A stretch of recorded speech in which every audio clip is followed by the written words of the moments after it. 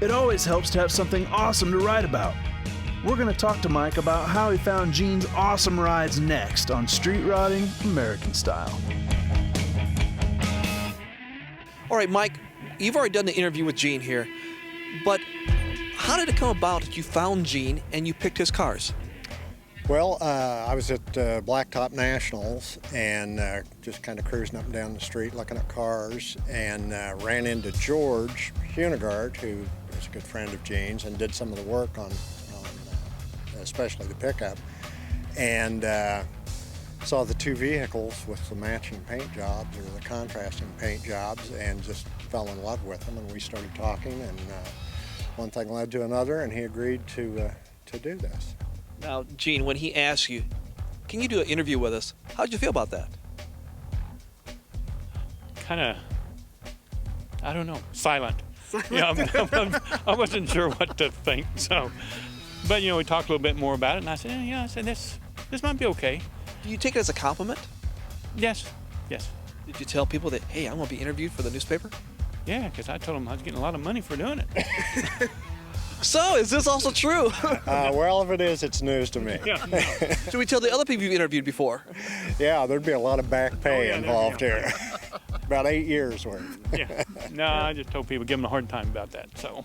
Well, you got great cars here. You got the matching car, the matching truck. And I'm sure this caught your attention, but when you saw them, did you just all of a sudden get the idea, okay, here's the questions I'm going to ask, or do you have a routine of questions you do ask? No, I guess I probably have kind of a range of questions that I always ask about the details of finding the cars, who did the work on them, what the modifications and so forth are.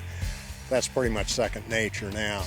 But these two vehicles here with the paint schemes, and they are such beautifully complementary vehicles, that's what really drew me into Gene's situation. Did he ask the questions you thought he'd ask, or were you hoping he'd ask some other questions? No, I think he asked the questions, what I was expecting, asked more questions than what I was expecting, and, kind of catches you off guard on some of them. But, oh, yeah. But, that's just, I guess, part of it, so. Like how many tickets you gotten with him? I actually haven't gotten any tickets, but, sorry, got a ticket with the pickup. Did you ask that question?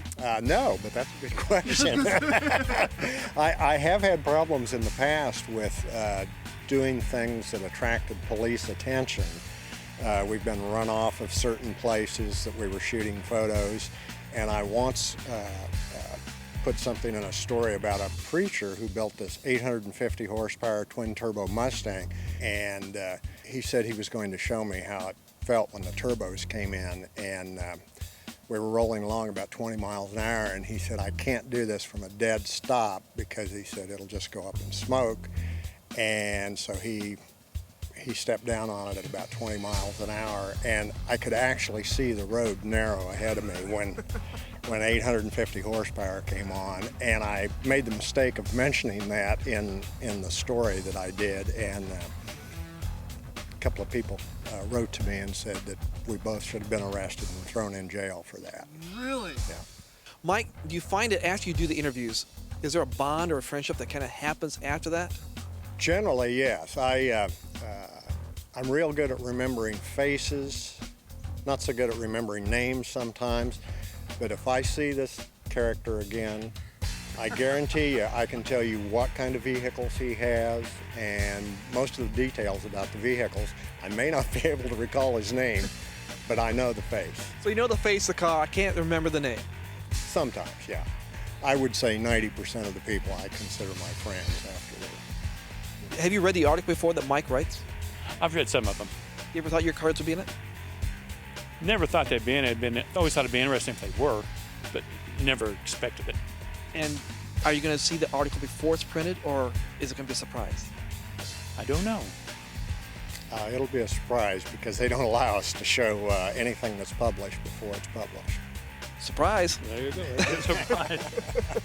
So Mike, Gene, thank you so much for letting us interview you about this part of the aspect of Mike's life.